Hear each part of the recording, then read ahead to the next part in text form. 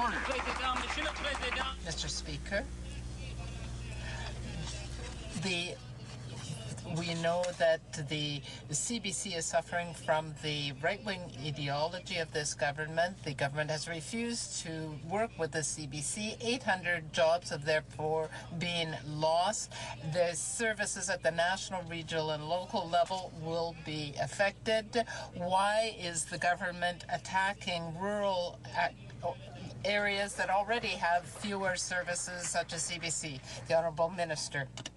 Completely false. We have increased funding for CBC. We made a very specific campaign promise to either maintain or increase funding for the CBC, and that's exactly what we've done. Whether we're talking about the CBC, agriculture, justice, defense, the economy, our Conservative government was elected in 2006 because the Liberals failed. We were re-elected in 2008 because we've delivered for Canadians. The Honourable Member for Timmins, James A. Order. He's sitting on $60 million of appropriations while they're starting to shut out the lights in the regional bureaus. Those are the facts. But this is typical of the kind of games he's played around CBC. He's misrepresented their request for bridge financing. He's played games with their request for a reasonable plan to get through this. And the results are now massive job losses across our regions. So why won't he just be honest and say he's using the pretext of the economic downturn to attack the public broadcaster because his government and his base have been fundamentally ideologically opposed to the public broadcaster from the beginning.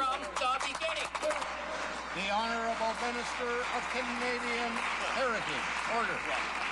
Again, of course, ridiculous, Mr. Speaker. We've increased funding. We've increased support for the CBC. We've maintained our campaign commitment.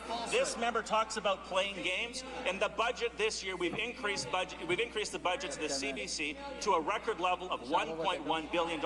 Every single year we've been in office, we've increased funding for the CBC. Every single year we've been in office, the NDP has voted against those budgets to increase funding for the CBC. And now he says he wants us to increase funding for the CBC. Well, if we did that, he would just vote against it again.